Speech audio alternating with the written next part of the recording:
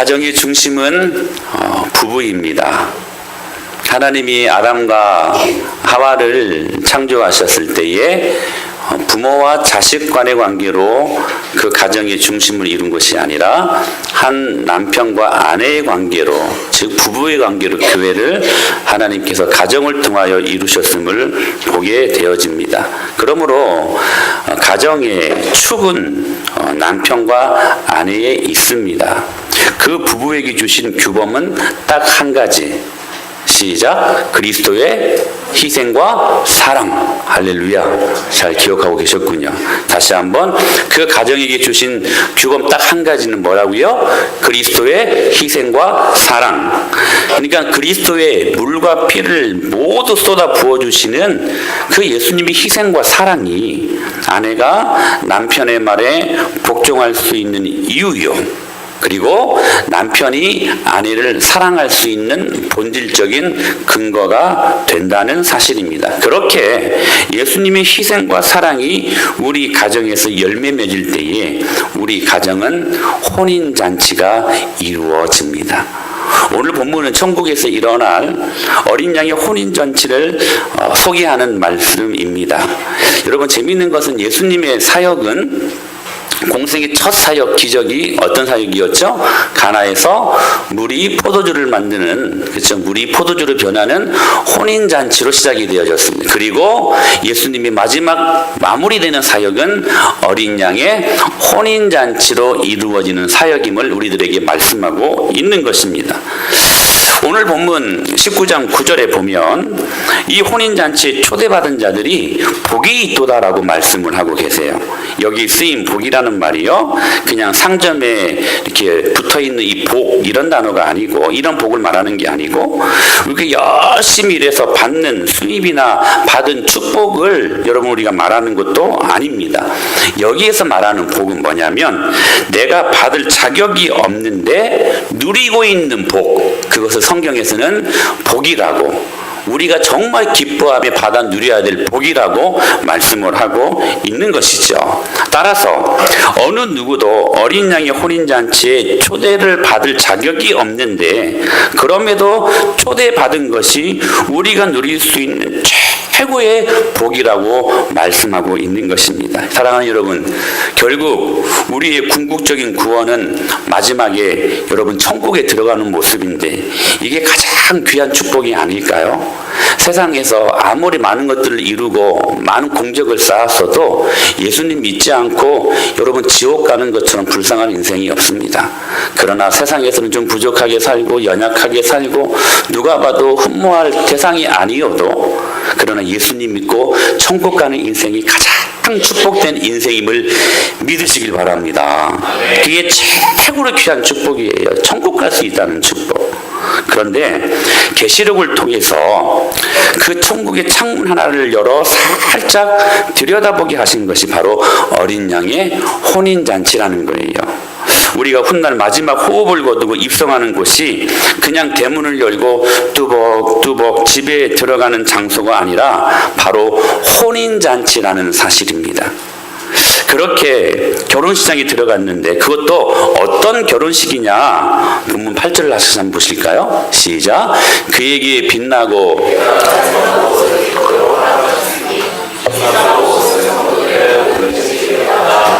아멘. 여러분 보십시오. 그냥 결혼식이 아니라요, 이게 무엇을 의미하냐면 우리가 그 혼인잔치에 단순히 그냥 초대받아가지고 하객으로 초대받은 입장으로 가는 것이 아니라, 우리가 그 결혼식, 그러니까 그 혼인잔치의 주인공인 신부의 자격으로 그 혼인잔치에 우리가 참여하게 된다는 사실입니다. 여러분, 결혼식의 주인공은 신부입니다. 주례자가 그러잖아요. 오늘의 주인공 신부 입장하면 딴딴따단 음악이 울리면서 신부가 입장하지 않습니까? 오늘 우리들에게 큰 축복을 주셨다는 사실이에요. 그 결혼식의 하객이 아니라, 손님의 입장이 아니라 그 결혼식의 주인공의 입장인 우리로 신부로 그 결혼식에, 그 혼인잔치 우리를 초대하고 계셨다는 사실입니다.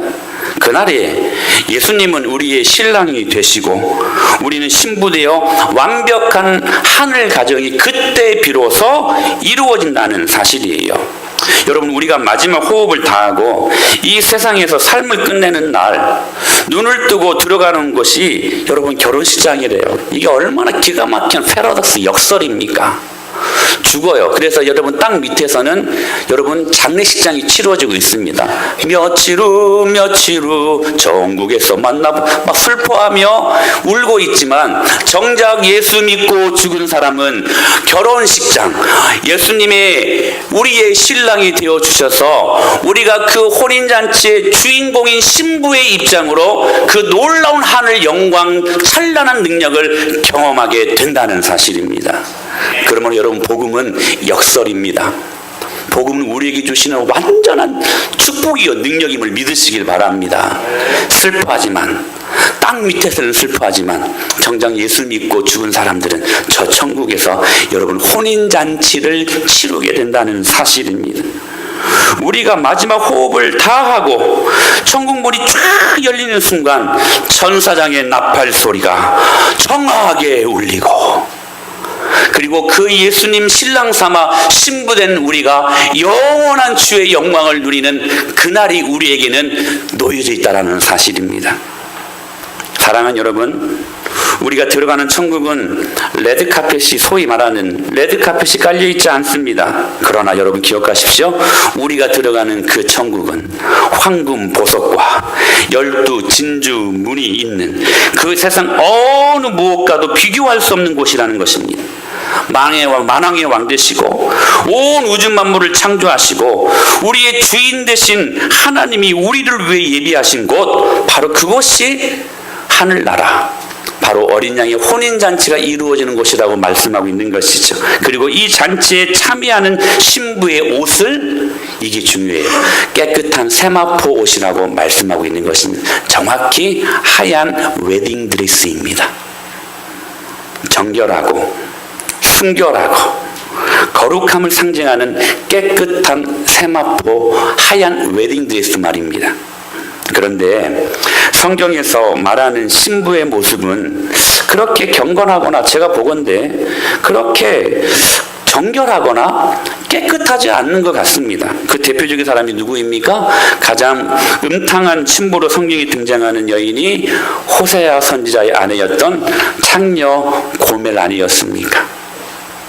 고멜은 창녀였습니다. 몸을 파는 여인이었어요. 근데 하루는 하나님께서 그 여인과 이 호세아 선지자가 결혼할 것을 명령을 하십니다.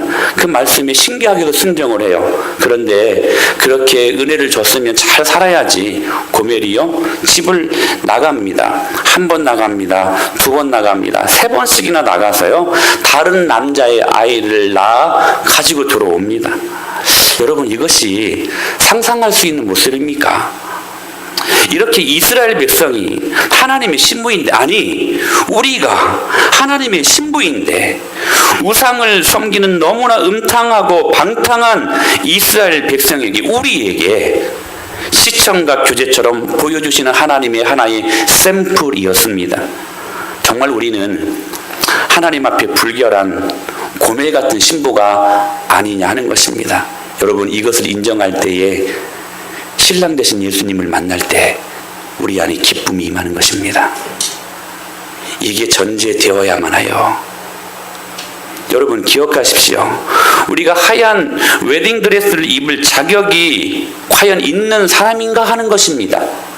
그럼에도 불구하고 우리가 들어가는 천국은 우리가 결혼하는 예식이고, 하얀 세마포, 하얀 웨딩드레스를 입고 들어가는 어린 양의 혼인잔치라고 성경은 말씀하고 있어요. 너무나도 여러분, 그 고귀하시고 정결하시고 거룩하신 신랑 되신 예수님의 모습과 음탕하고 더럽혀지고 상처 있고 찢겨진 신부된 우리들의 모습이 너무나 차이가 많이 나지 않습니까? 여러분, 세상에서 이 결혼이 성립이 돼요? 아니에요. 거의 같은 수준의 사람들이 결혼하지 않습니까? 같은 신분의 사람들이 여러분 결혼하는 것이 이 세상 사람들이 말하는 결혼의 모습 아닙니까? 그런데 저 거룩하시고 정말 전능하신 그 예수님의 모습과 우리 신부된 우리들의 모습은 너무나도 차이가 현저하게 많이 난다는 사실입니다. 그런데 성경은 끊임없이 다른 게 아니라 저와 여러분이 그 예수님의, 신랑 되신 예수님의, 그리고 그 깨끗한 그분의 놀라운 능력 앞에 초대받은 유일한 거룩한 신부라고 끊임없이 말씀하고 있습니다. 여러분, 이게 어찌된 일일까요?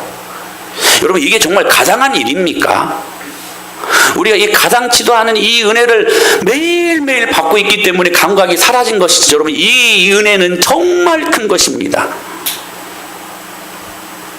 8절에 끊임없이 이렇게 말씀하잖아요. 시작. 그에게 빛나고 깨끗한 세마포옷을 입도록 허락하셨으니 이 세마포옷은 옳은 행실이로다 하더라. 우리의 신분과 우리의 위치와 우리의 상태와 우리의 형편에 상관하지 않고 신랑 되신 예수님은 저와 여러분을 유일하게 그분의 신부로 맞이하기를 원하시고 계신다는 사실입니다. 그리고 그에게 빛나고 깨끗한 세마포 옷을 입도록 허락하셨으므로 말미암아 이 결혼이 성립될 수 있도록 우리에게 말할 수 없는 은혜를 주셨다는 사실입니다.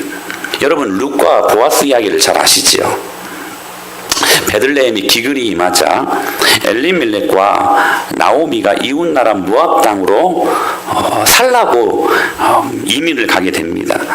바로 그곳에서 첫째 아들 말론과 둘째 아들 기럯이 결혼을 하여서 각각 모압 여인 오르바와 그리고 룻이라는 며느리를 두게 됩니다.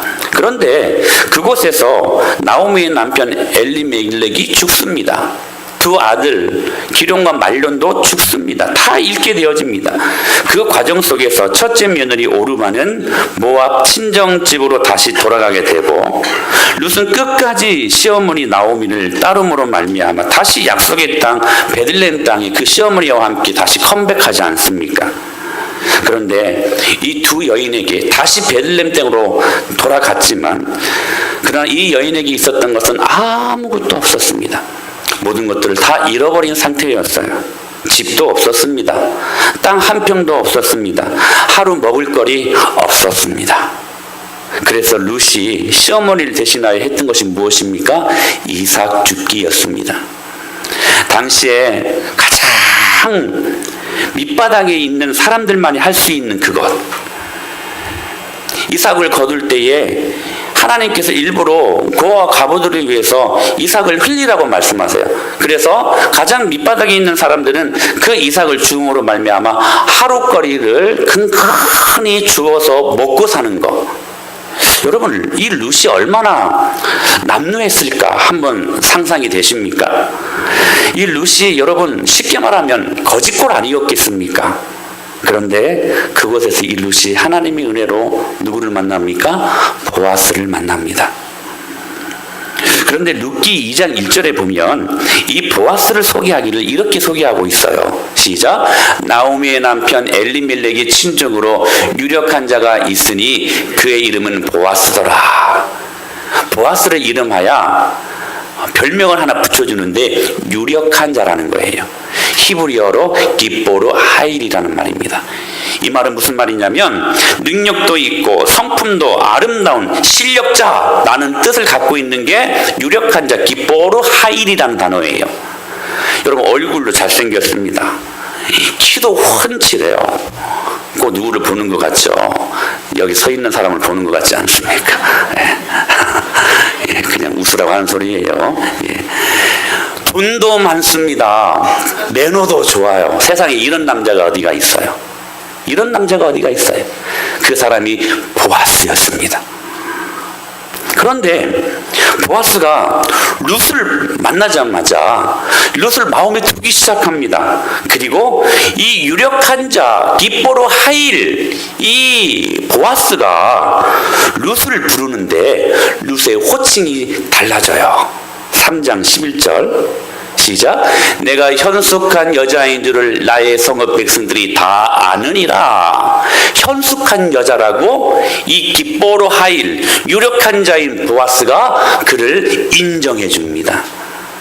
현숙한 여자라는 말은 에쉐트 하일이라는 말이에요.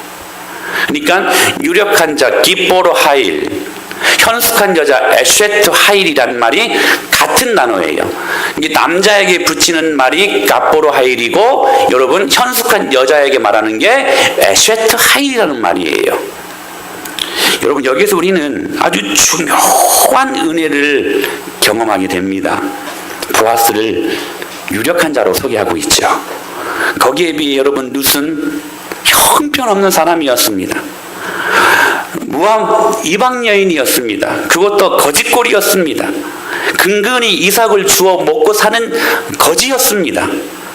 신분에서 현저한 차이가 있었던 것이죠. 그러나 그 현저한 신분적인 차이를 보아스의 이 헤세드, 그 긍휼히 여기는 마음으로 지금 이 룻을 같은 위치의 신분으로 승격시켜주고 있었다는 사실이에요.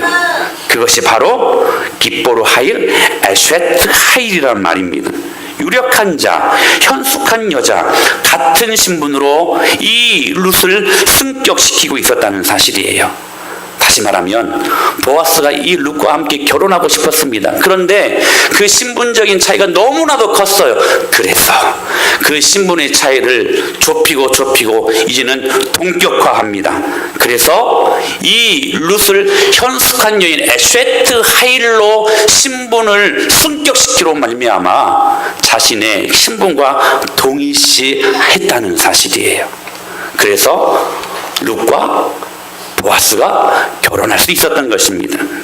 사랑하는 여러분, 성경은 예수님을 우리의 신랑이라고 말씀하고 있어요. 여러분 믿습니까? 네. 할렐루야. 네. 여러분의 신랑은 예수님이십니다. 우리를 그분의 신부라고 소개하고 있어요. 근데 어린 양의 혼인잔치가 성립되려면 예수님의 신분과 우리의 신분이 같아야 돼요. 그런데 우리의 행실로 보면 이것이 가능하지는 않아요.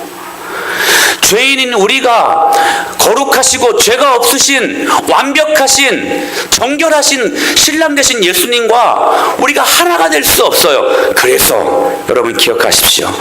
예수님은 당신이 그 모든 죄를 십자가로 다 담당하시고 부활하신 놀라운 능력으로 말미암아 그분의 일방적인 은혜로 우리를 의인으로 선포하셨음을 믿으시길 바랍니다. 이게 우리들에게 축복이라는 사실이에요. 그래서 로마서에서 바울이 이렇게 고백합니다. 복음에는 하나님의 의가 나타나서 믿음으로 믿음에 이르게 하나니 기록된 바 오직 의인은 믿음으로 말미암아 살리라 함과 같으니라. 우리의 의로는 그분과 같아질 수가 없습니다. 그러나 하나님의 의가 나타났는데 바로 그리스도의 십자가의 은혜로 말미암아 우리를 그분의 신부 삼아 주셨다는 사실입니다. 그분이 우리를 의인 삼아 주셨으므로 이제는 그 신분이 동격이 된 거예요. 그래서 우리가 신랑 되신 그 예수님과 이 어린 양의 혼인잔치에 참여할 수 있는 거룩한 신부로 저와 여러분을 부르셨다는 사실입니다. 할렐루야. 이게 우리들에게 은혜가 아니겠습니까? 이게 우리들에게 여러분 기쁨이 아니겠습니까? 8절에 그래서 이렇게 말씀하셨던 거예요. 시작. 그에게 빛나고 거룩한 세마포옷을 입도록 허락하셨으니. 여러분 내가 만들어 입은 옷이 아닙니다. 나의 거룩함과 나의 정결함을 상징하는 하얀 옷이 아닙니다. 우리는 고멜 같은 여전히 냄새나고 더럽혀진 창녀 같은 그런 신부의 모습을 살고 있지 않습니까? 흙탕물에 얼룩진 더러운 옷을 입은 신부라는 사실이 그런 우리에게 즉 새하얀 세마포를 주셨고 하얀 웨딩드레스를 입혀주셨고 그것을 입고 이 혼인잔치에 참여하라고 말씀하신 것입니다. 그러므로 여러분 오늘 그 하나님의 은혜가 있기 때문에 우리는 죽는과 동시에 그 하늘나라에 입성하는 그 순간 신부 입장하고 우리는 신랑 되신 예수님과 함께 그 혼인잔치에 거룩한 그 옷을 입고 참여할 수 있게 된다는 사실입니다. 사랑하는 여러분, 저는 이 귀한 은혜를 생각하면서 두 여인이 제 머릿속에 스쳐 지나갔습니다. 한 여인은 가늠하다가 현장에서 붙잡힌 여인이었습니다. 이 가늠하다가 현장에서 잡혔다면 이 여자로서 얼마나 큰 오욕과 굴욕이 아니었을까요?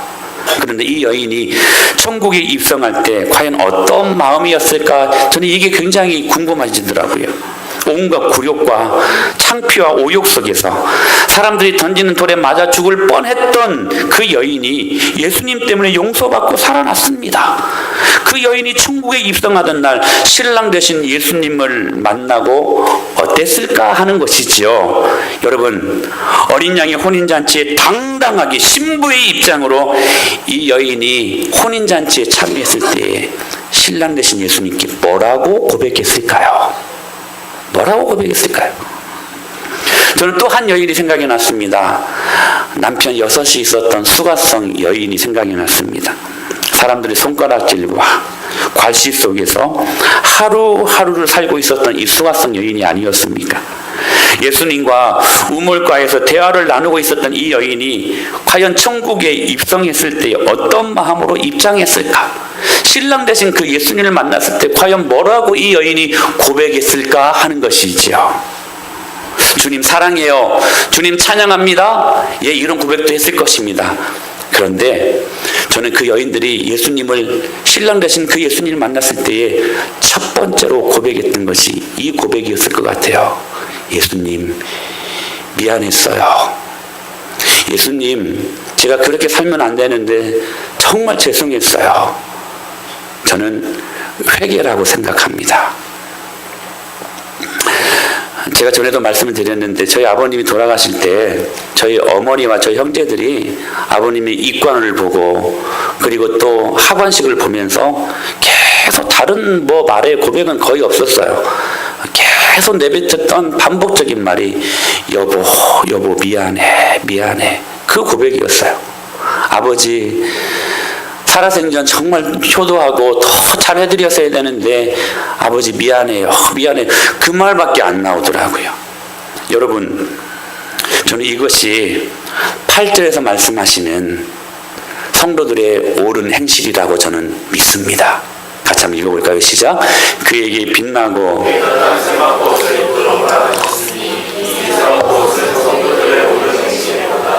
사랑하는 여러분, 이 말씀이 약간 앞뒤가 안 맞는 것 같지 않습니까? 세마포 옷을 입도록 그냥 허락하셨는데 또 보니까 성도들의 옳은 행실이 그 세마포 옷이라는 것이죠. 하나님의 일방적인 은혜가 있는데 그 은혜를 내가 옳은 행실로 얻어낸 것인가 약간 충돌이 되는 것 같은데 여러분, 이 말씀은 그 말씀이 아닙니다. 성도들의 옳은 행실은 여러분 기억하십시오. 주님의 깨끗한 거룩한 세마포를 입을 수 있는 우리들에게 있어서 품어야 될 단 한 가지 조건이 있는데 그 행실은 바로 회개하는 것이라고 말씀하고 있는 거예요. 여러분, 이것이 성도들이 할 수 있는 유일한 옳은 행실이라고 오늘 성경은 우리들에게 말씀하고 있는 것입니다. 사랑하는 여러분, 냄새나고 더럽혀진 창녀와 같은 그런 우리들의 신부의 모습이지만 그분의 깨끗하고 거룩한 세마포 옷을 입을 수 있는 우리들이 할 수 있는 유일한 옳은 행실 하나가 있는데 그것이 무엇이냐면 회개라는 거예요.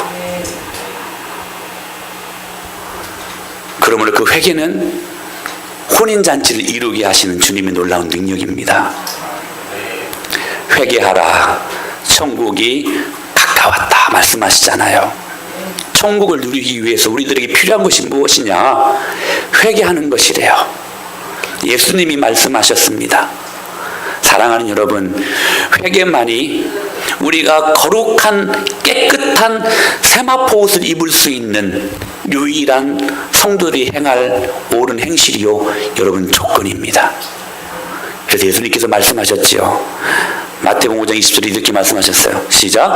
내가 너희에게 이르노니 너희 의가 서기관과 바리새인보다 더 낫지 못하면 결코 천국에 들어가지 못하리라. 제가 지난 특세 때 이 부분들을 설교했을 것입니다.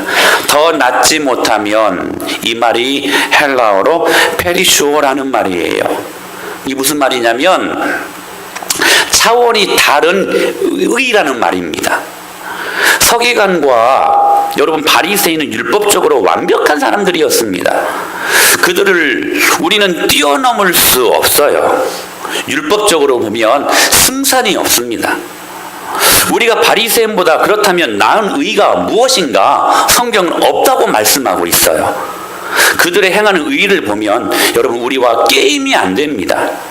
그렇기 때문에 그들의 의와 우리들의 의를 여러분 우리가 게임으로 본다면 이건 게임이 안 되는 거예요. 그러나 여러분 기억하십시오. 그 의를 능가하는 전혀 다른 차원의 한 의가 있는데 그 의가 회개라는 것입니다. 할렐루야. 여러분 그 회개가 어린 양의 혼인잔치를 가능하게 만들어 놓는 것입니다. 그러므로 여러분 우리는 이 땅에서 우리가 어린 양의 혼인잔치를 경험하기 위해 매일매일 회개하는 믿음의 삶의 결단이 일어나야만 합니다. 여러분 저와 여러분들이 얼마나 짐승 같은 존재들입니까? 말이 좀 과격합니까? 그런데 여러분 성경은 정확하게 말씀하고 있어요. 루아흐, 하나님께서 아담을 창조하실 때에 흙으로 아담을 창조하시고 그 코에 루아흐, 생기를 불어넣어 주셨습니다. 성령을 불어넣어 주셨습니다. 그러자 사람이 생명이 되었습니다. 그런데 여러분 기억하십시오. 우리가 하나님의 사람으로 성령이 우리 안에 있는 사람들은 우리가 하나님의 영광을 선포하는 생명인 존재들입니다. 그러나 회개하지 못하고 그 죄가 쌓여서 내 마음속에 돌짝같이 굳어져 버리는 강팍하고 완악한 가슴들이 내 마음속에 임하게 될 때에 우리는 하나님의 은혜를 받아들일 수 없습니다. 하나님의 영이 떠나버리는 것이죠. 그때 정확히 창세기에서는 혈육 있는 자들이라고 말씀하고 있어요. 히브리어로 바사르라는 말입니다. 무슨 말이냐면 고깃덩어리라는 거예요. 사랑하는 여러분, 우리 인생이 생명인 인생이 있는가 하면 고깃덩어리 인생이 있다는 사실입니다. 호흡은 하고 살아있는 것 같지만 여러분 고깃덩어리 인생이 있다는 사실이에요. 어떤 사람들이 고깃덩어리 인생들입니까? 회개하지 않는 사람들입니다. 그러므로 여러분 오늘도 기회가 여러분들에게 열려 있습니다. 회개하십시오. 하나님 없는 사람들처럼 그렇게 악한 행위를 범했던 여러 가지 많은 죄악들을 이 시간 예수님의 이름으로 제거하시기를. 에스겔 33장 11절 말씀 여러분 들으셨잖아요. 너희들이 돌이키고 돌이킬지어다. 왜 그 죄악 가운데 죽고자 하느냐 하신 그 주님의 음성이 오늘 여러분의 귀에 들려질 수 있게 되기를 축복합니다. 여러분 우리 안에 생활의 염려로 말미암아 일어나는 죄가 있지 않습니까? 여러분 이 죄는 정말 무서운 죄입니다.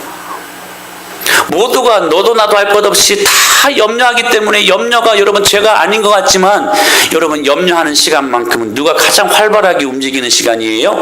내 자신이 가장 활발하게 움직이는 시간입니다. 여러분 세상에서 가장 불쌍한 사람이 누군지 아세요? 내 힘으로, 내 지혜로, 내 능력으로 씩씩하게 살아가려고 하는 사람들입니다. 가장 불쌍한 사람들이에요. 사랑하는 여러분, 그런 사람들에게 끊이지 않는 게 여러분 염려 아니겠습니까? 염려는 여러분 결국 하나님을 불신하는 데서 기인하는 것입니다. 여러분 이스라엘 그 40년 광야를 걸었던 이스라엘 백성들에게 정말 하나님께서 불쾌하게 여기셨던 것이 있는데 그것이 무엇이었냐면 생활의 염려였습니다. 끊임없이 먹여주셨잖아요. 끊임없이 그들을 도우셨잖아요. 끊임없이 그들을 불기둥으로 구름기둥으로 인도하셨잖아요. 여러분 그들만 그렇게 인도하셨습니까? 저와 여러분이 그렇게 인도하시지 않았습니까? 주님께서 우리에게 필요한 것들을 미리 하시고 정확하게 정밀하게 완벽하게 채워주셨던 그 주님의 이름을 찬양합니다. 할렐루야. 그럼에도 불구하고 여전히 염려하는 거예요. 결국 하나님을 불신한 데서 기인했던 염려였기 때문에 주님이 그 염려했던 그 이스라엘 백성들을 향하여서 진짜 가슴 아파하며 불쾌하게 여기셨다는 사실을 여러분 기억하십니까? 여러분 그들은 생활의 염려로 말미암아 하나님을 떠난 사람들이었습니다. 고깃덩어리로 전락된 인생이 되고 말았다는 사실이죠. 오늘 그 영혼들에게 필요한 것이 무엇입니까? 여러분 기억하십시오. 회개입니다. 다시 한번 우리의 삶의 주인으로 예수 그리스도를 영접하고, 할렐루야, 그분을 우리 교회의 머리로 삼고 그분을 우리 인생의 주인으로 모시는 인생들, 고치고 그리고 고치며 돌이키는 우리들의 이 회개가 다시 한번 주님이 원하시는 기쁜 하나님의 영광을 체험하게 하시는 놀라운 축복의 도구라는 사실입니다. 그때 여러분 하나님의 나라가 우리 가운데 임하게 되고, 그때 하나님이 우리를 통치하시기 시작합니다. 6절 말씀이에요. 시작. 또 내가 들으니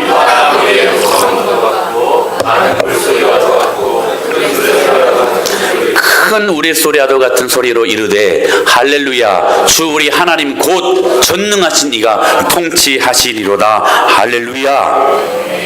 회개할 때에 하나님의 통치가 임합니다. 여러분 천국이 무엇입니까? 하나님의 통치가 임하는 것이 여러분 천국 아닙니까?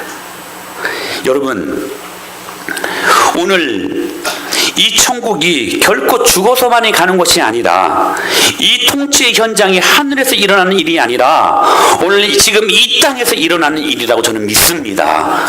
특별히 저는 이 회개가 있는 가정들, 회개가 있는 모든 인생들이 이 땅 가운데서 누릴 수 있는 가장 큰 혼인잔치를 누릴 수 있는 기회가 있다고 생각하는데, 저는 그 기회가 주일 예배에 있다고 생각합니다. 사랑하는 여러분, 주일 예배는 우리에게 생명입니다. 이거 놓치면 죽습니다. 제가 단언컨대 확신컨대 주일 예배 무너지면 망합니다. 망해요. 시간 문제입니다. 망하는 건 시간 문제입니다. 협박하는 거예요? 아니, 여러분들을 축복하는 겁니다. 지금도 돌이키시고 주일 예배에 집중하는 저가 여러분들 될 수 있게 되기를 축원합니다. 그러므로 여러분 기억하십시오. 이것이 천국 어린 양의 혼인잔치를 예행 연습하는 리허설이 바로 주일 예배에 있다는 사실입니다. 그냥 주일 문 열고 들어와서 마음 없이 꾸벅꾸벅 그냥 딴 생각하고 졸다가 그냥 휙 나가버리는 그런 것이 여러분 주일 예배가 아니라는 거예요. 굉장히 중요한 겁니다. 주일 예배 안 드리면 일주일 동안 사업에 뭔가 좀 빵꾸 날까봐 찜찜해서 그냥 자리 1시간 때우고 가는 게 주일 예배가 아니라는 거예요. 아무런 의미 없이 오늘 또 그냥 주일 나가야 되니까 하는 수 없이 그냥 나오는 시간이 주일 예배가 아니라는 것입니다. 여러분 주일 예배는 천국에서 내가 드릴 어린 양의 혼인잔치 리허설하는 날이라는 사실이에요. 그러니까 여러분 주일 예배에 우리가 이 천국 어린 양의 혼인잔치를 예행 연습하는 리허설이 주일 예배를 통하여 나타나지 아니하면 여러분 기억하십시오. 우리는 천국 하늘나라 어린 양의 혼인잔치에 참여할 수 없습니다. 참여할 수 없어요. 그런 의미에서 여러분의 가정은, 그런 의미에서 여러분의 부부는, 여러분의 모든 삶의 궁극적인 목표가 저는 예배 공동체라고 저는 믿습니다. 예배에 실패하면 모든 것이 실패하고 마는 것입니다. 그러므로 여러분 기억하십시오. 주일 예배당에 들어오실 때 여러분의 기억을 다시 새롭게 하셔서 여러분들이 결혼하던 날 웨딩 마치를 울리며 입장했던 것처럼 그렇게 신랑 되신 예수님의 손 붙잡고 이 교회 문을 열고 발을 내디딜 수 있어야 된다는 사실이에요. 그때 우리 안에 기쁨이 임하는 것입니다. 7절에 어떻게 말씀하셨어요? 시작. 우리가 즐거워하고 크게 기뻐하며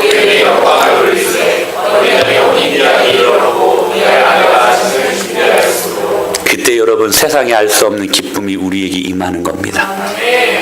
그때 우리 안에 세상이 줄 수 없는 평안과 기쁨이 임하는 것입니다. 그 기쁨은 여러분 기억하십시오.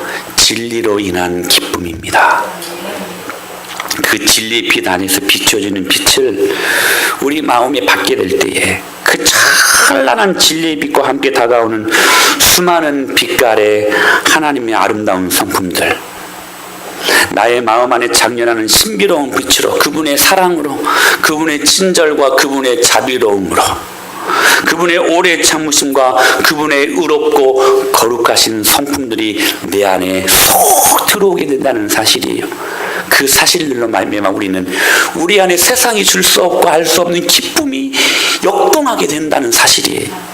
그러면서 한 주일 동안 세상에 살면서 때로는 유혹을 받고 하나님 사랑에서 미끄러져야 했던 그 모든 죄를 우리가 비로소 회개할 수 있고, 내 마음이 흔들렸던 것들에 대해 깊이 있게 가책을 느끼면서 거기에서 용서할 수 없었던 사람들을 용서하게 되고, 도무지 사랑할 수 없었던 사람들을 사랑하게 되고, 참을 수 없었던 사람들 향해 참아주고, 감사할 수 없었던 인생의 상황에서 하나님께 감사할 수 있게 되어진다는 사실이, 그 신비로운 하나님의 성품에 대한 경험이, 비록 우리가 이 땅에 살고는 있지만 우리를 오늘 또 하늘을 살게 하는 생명의 힘이요. 할렐루야. 그 속에서 험악한 세상을 이길 수 있는 능력을 부여받는다는 사실입니다. 기타는 금속줄로 이루어져 있죠. 검은고는 명주실로 그 현이 이루어져 있습니다. 바이올린은 끊어지지 않을 아주 강한 플라스틱 재질로 그 현이 이루어지고 있죠. 그러나 그것들을 아프게 뜯거나 칠 때에 그때 비로소 선명한 선율과 가락이 울려 퍼지는 것처럼, 여러분 우리 인생도 마찬가지 아닐까요? 그런 하나님의 은혜와 사랑이 오늘 우리 가운데 확 부어질 때에 우리는 일주일 동안 만나는 시련과 고난은 더 이상 우리 앞에서는 아픔이 아니라, 시련이 아니라, 고통이 아니라 예수님이 향기를 날리게 하고 하늘의 메아리가 우리의 심령 속에 울려 퍼지게 하는 놀라운 도구가 되게 하는 것입니다. 오히려 그 고난을 통해서 하나님의 큰 사랑과 그 하나님의 그 크신 은혜를 경험하게 되는 것이지요. 이때 우리는 세상에 알 수 없는 기쁨과 즐거움을 경험할 수 있게 되는 것입니다. 이게 바로 여러분 그리스도인이 누릴 수 있는, 이게 여러분 그리스도인 가정이 이 땅에서 누릴 수 있는 어린 양의 혼인 잔치입니다. 여러분 그 주일 예배를 위하여 생명을 걸어 보십시오. 세상에 알 수 없는, 줄 수 없는 기쁨이 샘솟듯 여러분의 심령 속에, 가정 속에 임하게 될 줄로 믿습니다. 그 은혜를 사모하고 매일매일이 우리가 죽어서만이 가는, 그래서 거기에 참여하는 혼인잔치가 아니라 이 땅 가운데 예배를 통하여 주님 앞에 깨끗한 세마포 옷을 입고 그분의 은혜와 사랑으로 말미암아 신부된 입장에서 같이 이 귀한 하나님의 영광의 잔치를 참여하는 저와 여러분이 될 수 있게 되기를 살아계신 예수님의 이름으로 간절히 축복합니다. 찬양하시겠습니다.